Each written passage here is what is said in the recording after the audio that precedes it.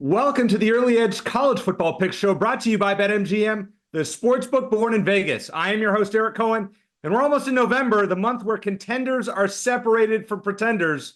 There are a few key matchups this week, and we'll break them all down for you as usual. But first, let's bring in the stars of the show. As always, we have the great handicapper M-squared Mike McClure, and a master of the upset, what a run he's had this season, Emory Hunt, and finally, from the Cover 3 podcast, the always entertaining Chip Patterson. Gentlemen, glad to be on with you. This is week 10. A lot of great things going on. This sport is the absolute best. Let's talk college football playoff scenarios. And first of all, is it possible for a 3-loss team to make the CFP? I'm skeptical, but Emory, you say differently. Yes, and the reason why I'm saying yes is only because of biases. There's this constant push to get 4 or 5 SEC teams in, 4 or 5 Big Ten teams in, the one popular ACC team, and whatever Group of 5 team we kind of hyped up in the preseason, get them in there, throw them a little cookie or whatnot, instead of getting the best 12 teams based on how they play. So it is definitely possible for a 3-loss team because they'll justify, man, the conference they play in, look, they beat up on each other. Yes, if you rank all 18 SEC teams in the top 5, that's going to happen. Yeah, I'm right there with you, Emory. I think it's very possible. I wouldn't say it's likely, but it's certainly possible. And the graphic here exactly illustrates why. You've got those 3 SEC teams at the top there. I think there are scenarios where if the right team loses to the right team and then beats the right team after that, when you look at the schedule in those conferences and just how dominant the media is with the SEC and Big Ten overall, I think it's certainly possible that we see a 3-loss team squeak in, as long as it's going to be one of those. It's going to be an SEC team if it's a 3-loss team, though. Yeah, the thing that a lot of people don't talk about this 12-team playoff is you got to put 12 teams in. I mean, look, who in college football is perfect? I'm not going to argue with Oregon being number 1 in the AP Top 25 poll, but I do think that conversation for number 1 includes several teams. And that means we're going to have the conversation for 9, 10, 11, 12. And those teams that are there right now, we've seen all of them bleed. We see all of them be imperfect. There are multiple loss opportunities for every single top 10 team from here on out. And look, I'm including Oregon in that, who's going to have to play at Wisconsin at the end of a 7-game run before a very, very odd November 23rd off week. So, yeah, college football. And if things get crazy enough, then, yeah, you might end up with a 3-loss team in there. All right, M-squared, I want to ask you just a follow-up here. You said pretty much guaranteed to be an SEC team if they're 3 losses. What about Ohio State? Let's say they lose close to Penn State this week and lose a tight game to Indiana. That'd be 3 top 10 losses potentially. Could they get in at 9-3 in your opinion? I mean, they could. Again, it's going to still depend on the SEC, in my opinion. You're going to need clear-cut winners in the SEC. If there's no drama in the SEC, then yes. If there's a little bit of drama, which we know there probably will be, then no. Ohio State probably would be the team that gets left out if they do have a 3rd loss.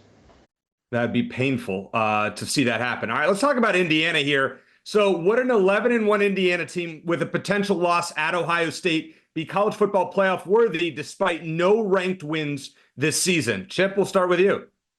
Yes, I think that ultimately the ability to win every single week and stack win over win over win is something that should be rewarded. I understand that the college football playoff selection criteria officially says 4 best teams, but if we just, or not 4 best teams, now it's the best teams. Now, if we just drift too far into a power ratings view of college football, then we are making the games meaningless. And I think that Indiana, throughout college football's history, would be rewarded with a primetime bowl game, would be rewarded with a great final ranking if they have just a 1 in the loss column at the end of the season. So to be able to preserve college football's history, I don't think Indiana should be treated any differently. Yes, I do think Indiana deserves a crack at the national title if they finish 11-1.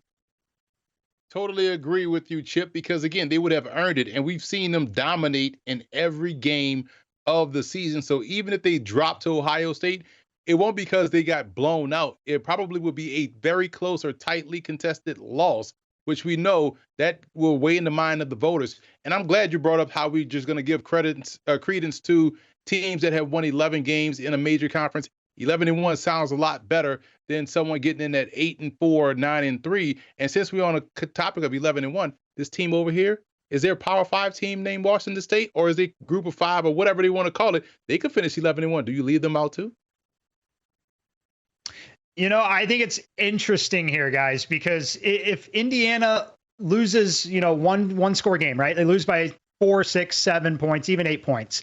I would say, yes, they probably deserve it. Now, if they lose to Ohio State by 3 scores, then I think it's going to be an uphill battle. But it really does depend on what happens this weekend with Ohio State and Penn State. Because if Ohio State beats Penn State and then beats Indiana by multiple scores, that's going to all but guarantee you're seeing Oregon and Ohio State in. So now the question becomes, is it Penn State or is it Indiana? And if Penn State's loss comes to Ohio State and it's closer, I think it's Penn State that ultimately gets there. So I think it really depends on the context of what this head-to-head game looks like. If Ohio State wins it going away, I personally think that would end Indiana's chances. And that's fair. And Emory, I want to get back to what you said about Washington State here. I mean, their schedule is basically against nobody, not the fault of their own, considering the Pac-12 basically dissolved. Can you put them in at 11-1 with a loss to the best team on their schedule, a blowout loss at Boise State? Yes, because Boise State in this scenario would have probably run the table and been ranked high as heck. So that would be a good loss. No different than Ohio State dropping one, a close one to Oregon, or getting blown out by Indiana, and they have 3 losses, or Alabama losing another game. People will justify, well, Alabama is very talented. We can't leave them out, even though they got blown out by this team or lost that game. They look bad in this game. So why not do the same things for teams that have really went out there and earned it on the field? And that's fair. Fair enough. All right, let's talk about the ACC. So we've got Clemson, we got Miami. We know about those two. Then we have 2 more undefeated teams in conference facing off this week. We'll make that pick later in the show, Pitt and SMU. Could the ACC potentially be a 3-bid league in the college football playoff? Mike, we'll start with you. I don't know. I mean, should they be? No, in my opinion. Like we know that they're like the 3 teams at the top, or the 3 that will ultimately get there. Are they actually 3 of the 12 best teams? Of course not. That's not how the new college football playoff works with the automatic bids. I say 2 personally. I think it's Miami and Clemson for now. SMU or Pitt, if they run the table, they run the table. They're going to get in. But I really don't think that the conference isn't as strong as the records indicate here. So I'm just going to say I don't know. Like, it's possible, but man, I think that when you're getting 12 in, I think the SEC lobby is going to be quite strong. So I will say no, it doesn't happen. I'm going to say yes. And in order for it to happen, it would have to involve SMU beating Clemson and then beating Miami or losing to Miami, because you can say, hey, they lost in the conference championship game to an undefeated team in Miami, but Clemson, you can't leave them out. They only got 2 losses, man. And they lost to a team that was playing in the ACC title game. You see how that works out for them? Because if Miami and Clemson both get to the ACC title game, those 2 will get in and no one else will. So you need Pitt or SMU to knock off a Clemson in order to get into the conference championship game. That's the only path for 3 to get in that I see. Guys, there's a scenario where both all 3 of Miami, Clemson, and SMU finished with 8-0 conference records. None of them play each other, and all of their shared opponents, if Clemson beats Louisville, Florida State and Louisville, they would have all had a 2-0 record against the shared opponents. So now we move down to tiebreaker number 4. Okay, now we move down to tiebreaker number 5, which is the conference record winning percentage, aka all the teams that you played, what's their winning percentage? So that means it is the least college football thing in the world where these teams would have to root for everybody they beat to go out and beat everyone else who's not on their schedule. And if your brain hasn't exploded yet, There is a scenario, a very, very slight scenario, but there is a scenario where the Miami Hurricanes could have a Heisman Trophy winning quarterback, be 12-0, and not even make the conference championship game. So could the ACC have 3 teams? EC, I've been running tiebreaker scenario over here like I'm Pepe Sylvia from Always Sunny, and anything could happen. I'm telling you, this is going to be chaotic for the final weeks of the season. Boy, Chip, you have already crunched the numbers. I'm impressed. Did you ever have any explanation as to what the Mountain West did last year? Didn't they do something like you just mentioned the ACC might have to do? Yeah. So it's down to tiebreaker number 6, which is an in-house sports source analytics team rating, which just assigns a number to like a power rating to all these different teams. And that's how they would end up picking it. And if for some reason sports source analytics has the exact same team rating for everyone involved, the commissioner just picks names out of a hat. What a world. This is way too complicated for me. All right, let's talk about, you can find model simulations and plenty of other things at sportsline.com. And if you are not a member yet, what are you waiting for? Make sure to use promo code WINNERS, that is WINNERS, easy for me to spell, for 60% off an annual plan. You can get the best bets, model picks, expert picks, AI picks, everything, all of that, articles and more at sportsline.com. Coming up next, the Big Ten reigns supreme this week. 3 teams in the top 5, Ohio State, Penn State, number 1 Oregon at Michigan on CBS. Will the road teams take care of business? We'll make our Week 10 selections here on the Early Edge College Football Pick Show.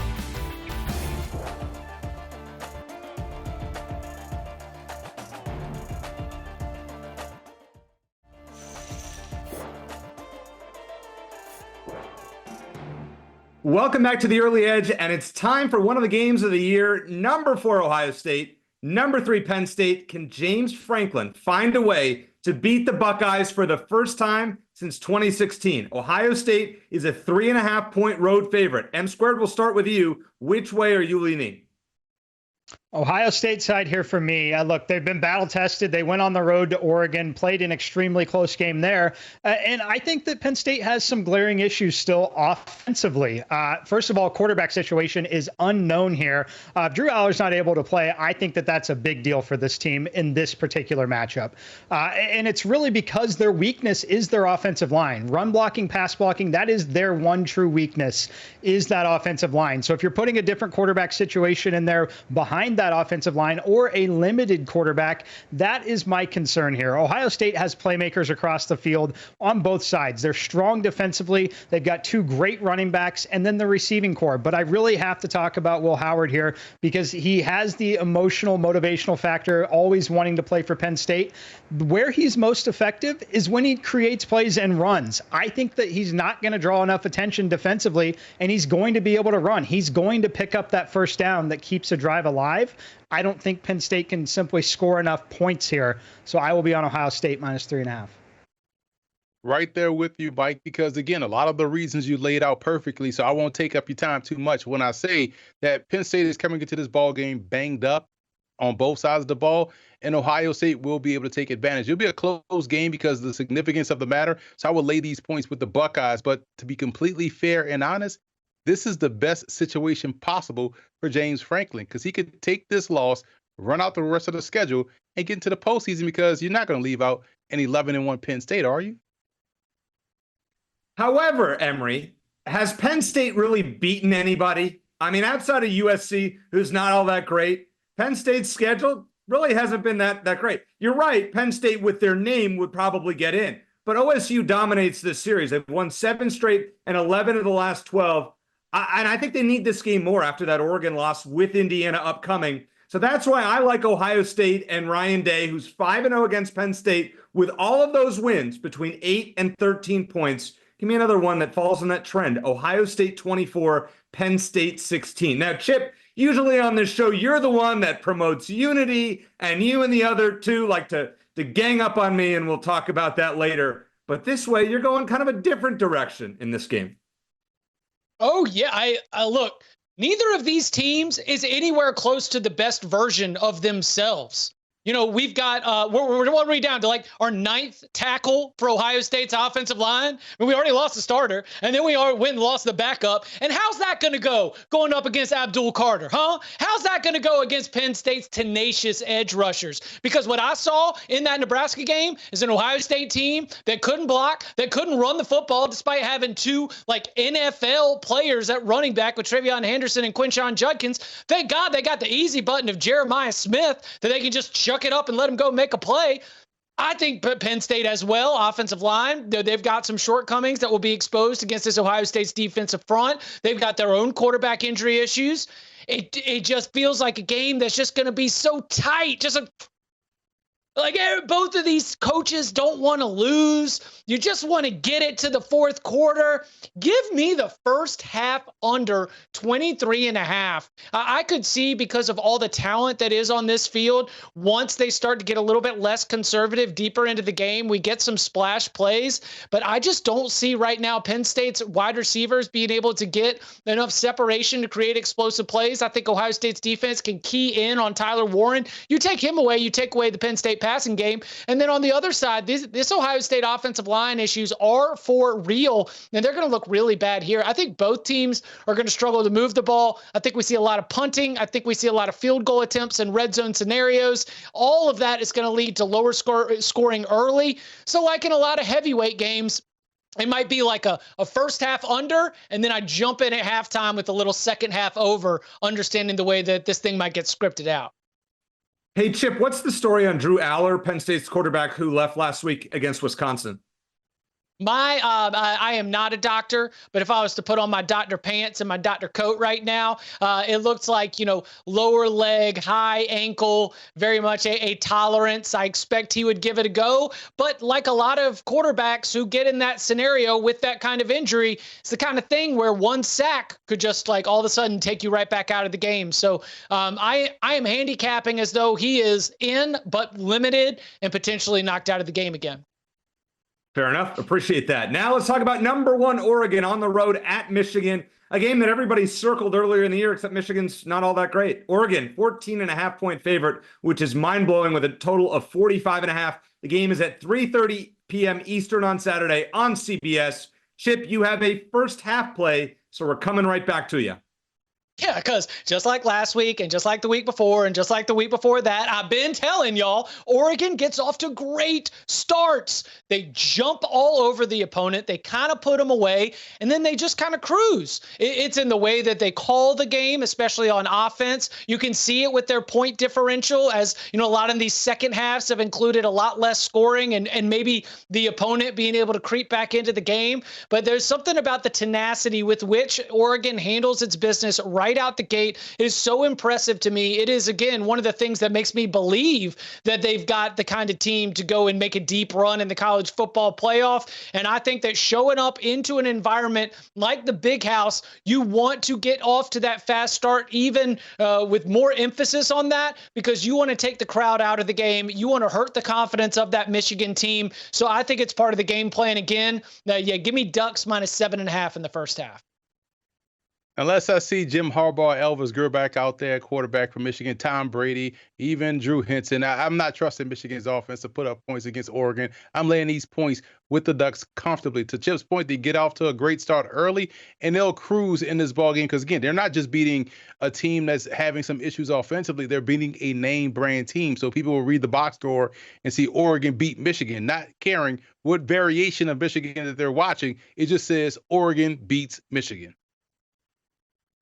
I like it, guys. I'm going to fade Michigan's team total. So I'm essentially right there with you. I think that the number here, 14.5, is pretty key when you look at Michigan's team total, because obviously that requires them to score multiple touchdowns. And I say obviously because I don't see the scenario where they go kick 3 to 4 field goals to get there, because they're likely going to be trailing in this game, and you're not going to get back in the game by kicking field goals in the second half here. So for me, I think that the Oregon defense is good enough. I think Michigan's defense can put up just enough resistance to keep that clock moving and not see the 70, 80-yard touchdown play from Oregon, but longer sustained drives. And that's going to lead me to Michigan's team total here, under 14.5. They're not scoring multiple touchdowns in this game.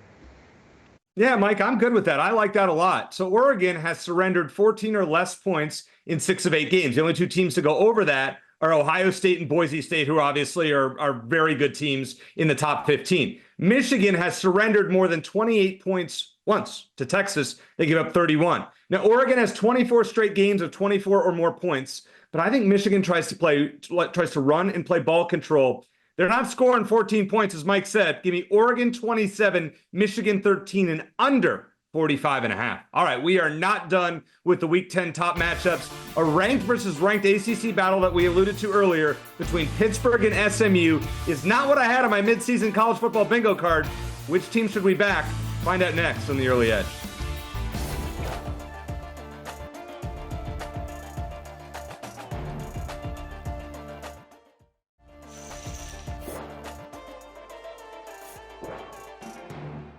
Back on the Early Edge, and let's start with number 10, Texas A&M at South Carolina. Now, the Aggies won for me on AC Island last week, but can they avoid a letdown after their huge second half, that 31-6 against LSU, and stay undefeated in the SEC? All right, this is a fishy line to me. Mike, you're staying away from the side, staying away from the game total. Which way are you leaning?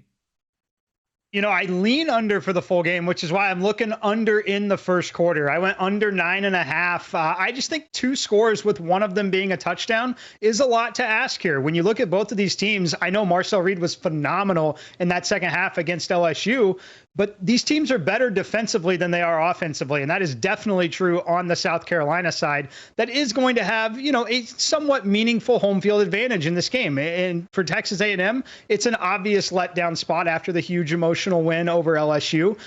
For me, it's just about that defense. I think both of these defensive lines are going to have success, and outside of a big, very quick play from Marcel Reed or someone on Texas A&M, I think the clock's moving, and I think it's just an uphill battle to ask for a full touchdown and a field goal with the way college football works right now. So let's go under 9.5 in the first quarter. Yeah, I'm going to build right off of that because I'm going to take the full game under here. We can see how this is going to dance through the week. If you want to see, it might get to 45 or it might just keep going the other way.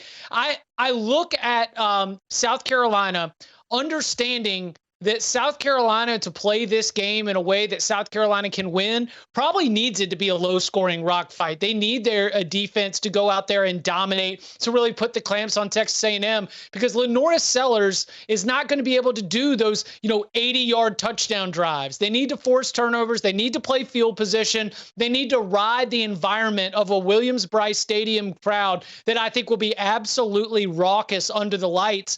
And Texas A&M, while I was so impressed with Marcel Reed and what he was able to do in the second half against LSU. He only had 2 pass completions. And are you going to throw him out there as the QB1, or are you going to go back to Connor Wegman? And is the fact that that's even a question going to make me less confident in your ability to have any kind of consistency? Yes, I have no idea what Texas A&M is going to do offensively. And you're going to trust them to be able to have enough to go out there and put it on a very good South Carolina defense. I really think this is it's got low scoring, rock fight, dramatics all over it. So I'm going to go full game under. Emory, it feels good to actually be on the same side as you because it doesn't happen all that often. Which side are we leaning in this game? I'm leaning towards South Carolina because Chip touched on a huge point.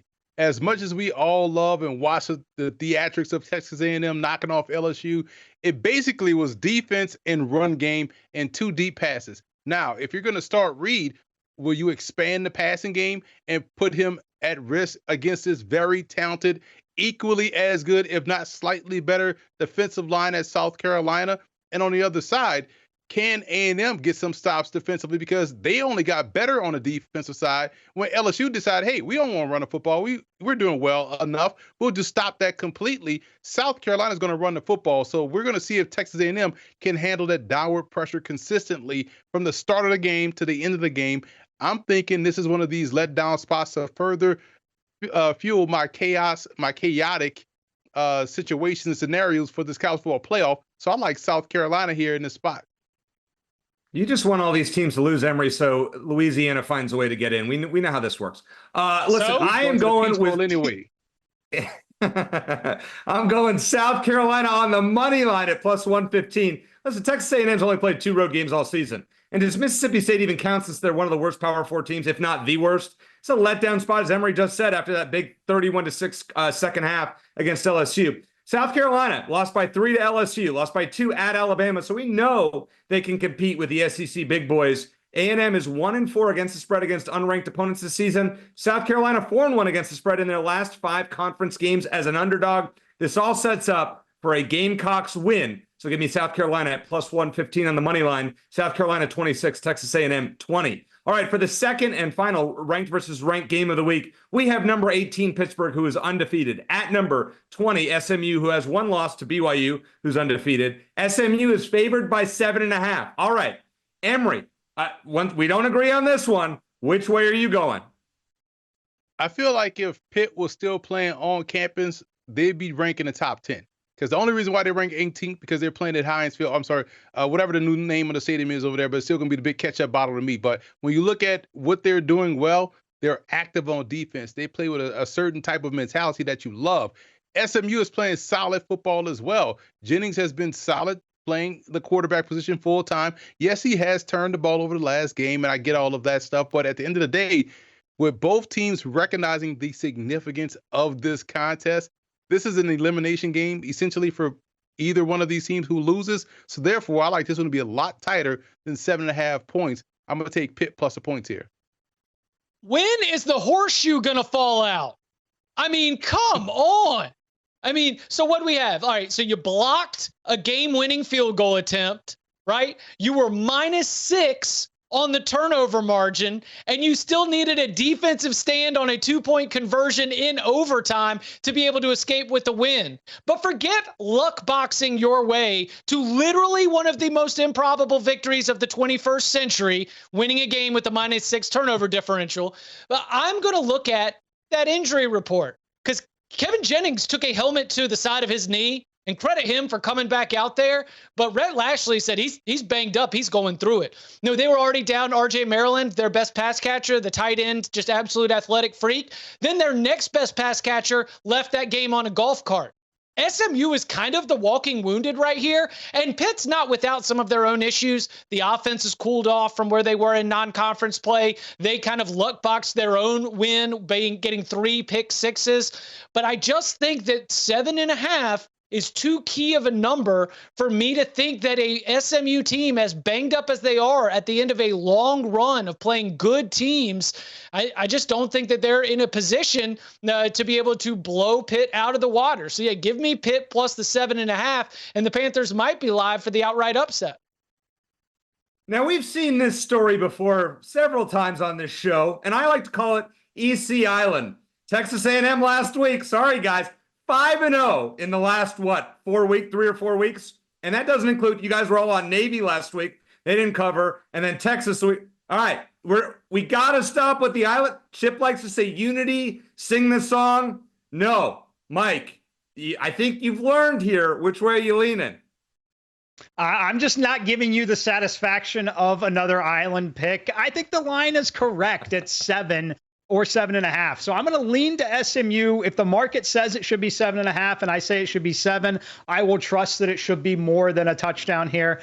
For SMU, I think the game is just massive, right? Because they've only got 1 loss on the schedule, and that was to BYU, and they held BYU to 18 points in that game. And you look at the schedule remaining for them, if they win this game, they're winning out, and they're going to be in. Like, I think that they're going to be in the college football playoff at that point. And if you're Pittsburgh, I think their road is still tough. They've obviously got this game against SMU, but then they finish with Clemson, at Louisville, at Boston College. There's still a lot of work to do left there. So just considering the circumstances and what's on the line, and just not giving you the satisfaction of another island situation, I am leaning to the SMU side here. Oh, you ruined my day here, Mike. I was so excited to see that graphic when it gets updated every week. But I love SMU in this game. Now, Chip made a good point about the injuries. Pitt, 0-5 against the spread in their last 5 against AP-ranked teams. We know what happened to SMU, as Chip talked about. Losing the turnover battle 6-0 last week, still finding a way to win. That's like team of destiny vibes right there. And style points matter because SMU doesn't play anybody the rest of the year. Now this would be their second ranked win. They also beat Louisville, and they're likely to finish 11-1 with that fairly easy schedule remaining. They have to run it up. SMU 34, Pitt 14. I'm going with it. Blowout city here. All right, we've gone through our top games, but now it's time to see our Week 10 best bets. What are they? Find out next.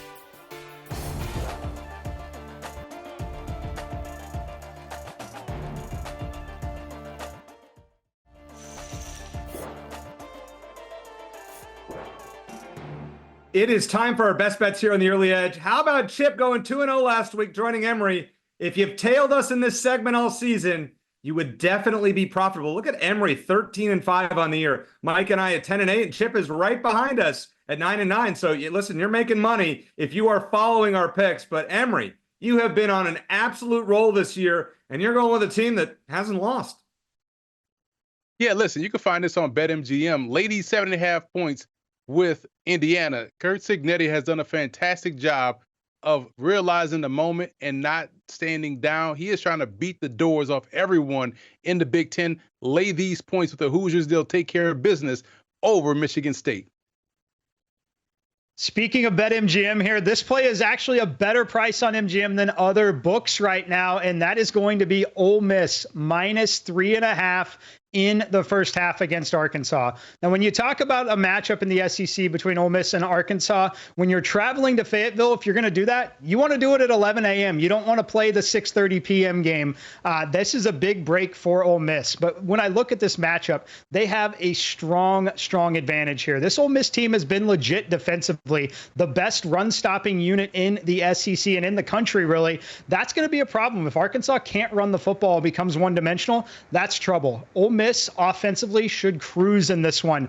Arkansas rates 121st out of 134 schools in coverage rate, and it's because they don't generate a pass rush. Outside the top 80 in pass rush in college football, -3.5 in the first half over on MGM. Do not play it at -4.5 on other books. Very, very different number. -3.5 first half, Ole Miss. Dogs on top. All right. So, EC, you're going to like this because I know you love trends and I got some trends. How about this? How about in 7 of the last 8 games between Florida and Georgia, the favorite has covered? How about in each of the last 10 games between Florida and Georgia, the final margin has been double digits? So tell me now, what do you expect is more likely? Is it Georgia winning big or is it Florida winning big? Because one of these teams has course corrected in a major way since an early season loss, and the other one got its chest all puffed out because it beat on against a Kentucky team that's on quit watch. Give me Georgia to come out of the off week and lay the absolute hammer down on the Gators the same way that they did last year, the same way that they did the year before, and the same way they did the year before that.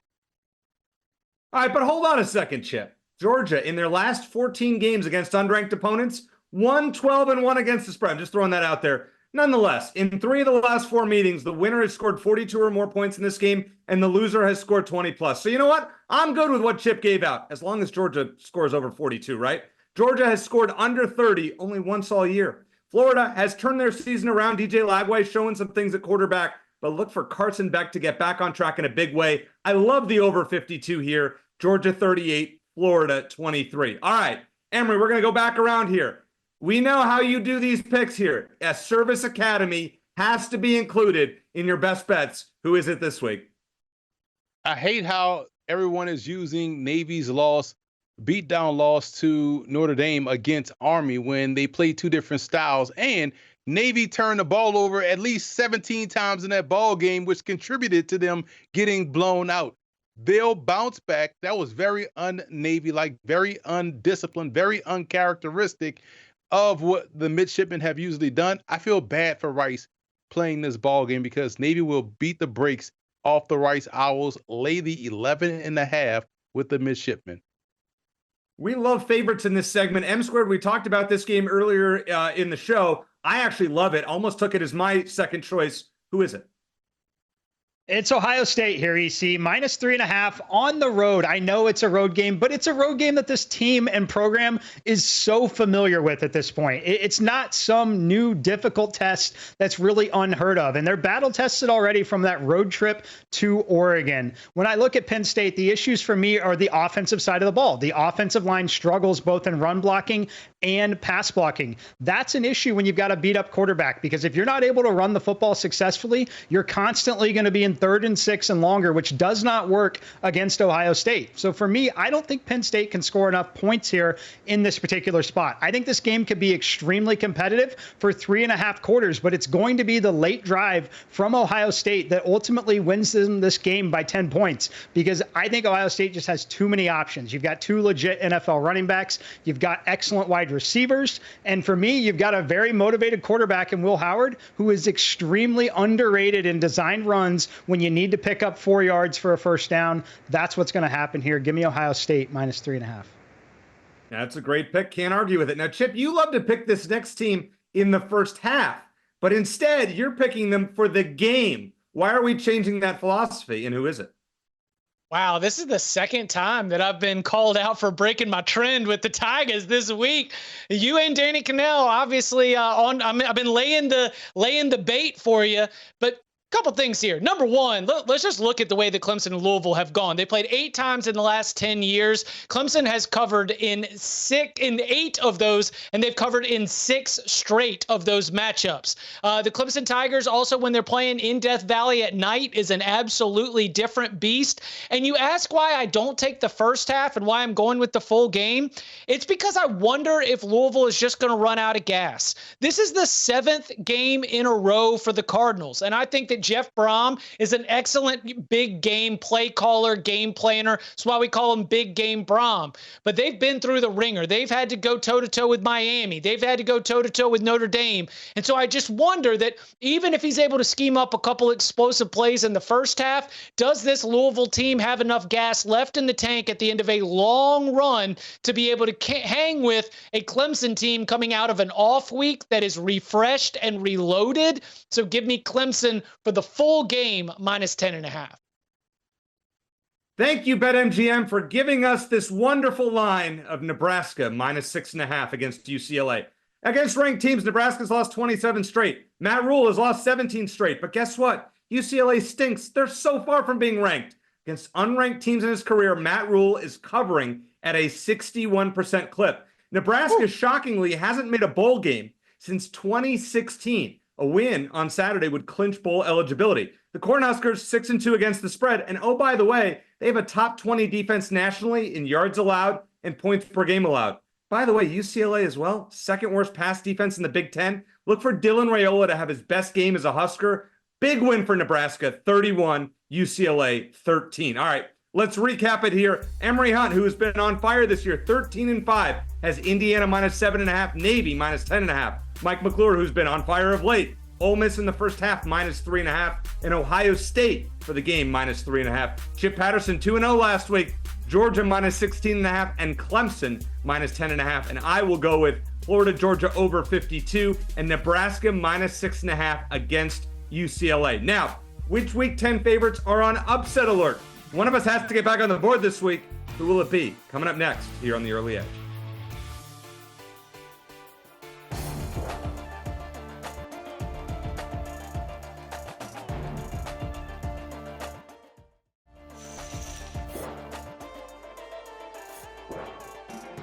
Welcome back to The Early Edge, and it's time for our Dogs of the Week. And if you're new to this segment, you got to know Emory Hunt is up almost 9 units this season in this segment, which is wild.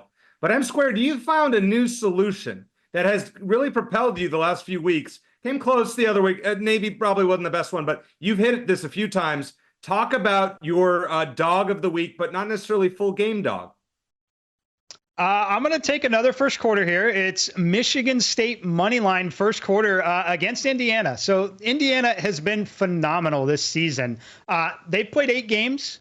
6 of them have been home games. The 2 road games have not been hostile road environments really at all. On the road at UCLA, on the road at Northwestern in the makeshift stadium by the lake, right? So this is the first real true road test in my opinion. The reason why I want to back Michigan State in the first quarter and not full game, once this game is a spot where they're potentially trailing or even neutral after the first drive or two, their weakness is by far the offensive line. They cannot pass protect at all. So they are not coming back once they fall behind. Now, I think that they could stop Indiana a little bit early. I think Indiana could have some miscues offensively. They weren't super strong offensively in their last game, right? It was really the defense that woke that team up, woke the offense up with big plays. So for me, I think this is an interesting spot to back Michigan State to maybe grab an early lead in this game. Indiana comes roaring back, wins, probably still covers the spread, but Michigan State, I think, is live in the first quarter, plus 158. I feel like the reason why we've seen so many weird things happen so far this year in the world, weather patterns, all kind of craziness, right? Because things have gotten crazy out west. Fresno State usually is good. They're not. Air Force is usually dominant. They are not. Wyoming usually brings its run game and defense everywhere they go, but they haven't, and they haven't been good. That's unheard of. No wonder things are off this axis. Now, with that being said, they have been knocking down the door, close to the door, or knocking in the door against teams the last 3 weeks. I think they finally kicked the door down against New Mexico, who tends to turn the ball over. Look for Wyoming to go and get that upset in Albuquerque. I like the Cowboys over the Lobos. Give me Pat Narduzzi and the Pitt Panthers. Everybody had them sold at the beginning of the season. Everyone thought, oh, their win total's 4.5. It's 5. Everyone's leaving the program. They're going to Colorado. They're going to Texas A&M. They're not even going to be able to do anything. And Pat Narduzzi has been able to exceed expectations at every single turn. This team is 6-1 against the spread on the season. This team has found ways to win high-scoring shootouts and low-scoring grinders. They are simply a well-coached football team that is buying in on the message on offense and on defense. And I think that SMU, coming out of this long run of games after escaping out of Durham, I think they might be vulnerable. So at plus 240, give me the Pitt Panthers to be able to get the outright upset and remain undefeated in ACC play. All right, and that's fair, Chip. I disagree based on our last segment or a couple segments ago, but all right, fair enough. I'm going. This is a disrespectful line to Vanderbilt. It's been really good this year. Plus 200 at Auburn. Vandy 5-0 against the spread when listed as an underdog. The most against the spread wins without a loss as a dog this season than anybody in America. Their 3 losses are by a combined 10 points. Auburn, they lost 4 straight games before beating that Kentucky team that Chip said earlier has checked out. The eye test will not fail us. The better team will win outright. Vanderbilt 23, Auburn 20. All right, let's recap it. Mike is on Michigan State in the first quarter, plus 158. Emory is on Wyoming, plus 220 at New Mexico. I don't know about that whole weather pattern stuff, but fair enough. Chip is on Pitt, plus 240 at SMU. And I am going with Vanderbilt, plus 200 at Auburn. All right, guys, real quick. Just a quick one for you. Heisman Trophy winner. It's down to the final 4 here, basically. Dylan Gabriel, plus 240. Travis Hunter, plus 250. Cam Ward, plus 300. Ashton Jeanty, plus 450. Which one are you leaning? Emory, we'll start with you. Travis Hunter, do everything. Give him 2 Heismans for how well he plays on both sides of the ball. Hunter's the best player in college football. I'll take a long shot, Cade Klubnik. Video game numbers coming against that Louisville defense. Now is the last opportunity for value. I also think Travis Hunter because he is a 1 of 1 in this sports history. Ashton Jeanty at plus 450. I mean, this guy could go for 2,000 yards. And the team could get to the college football playoff, and we're already writing him off? Kind of disrespectful, guys. Ashton Jeanty plus 450 seems like a good value for me. Great times as always for Chip Patterson, Emory Hunt, and Mike McClure. I am Eric Cohen. Thanks for watching the Early Edge College Football Pick Show. And as I always like to say, let's hit it big. Good luck.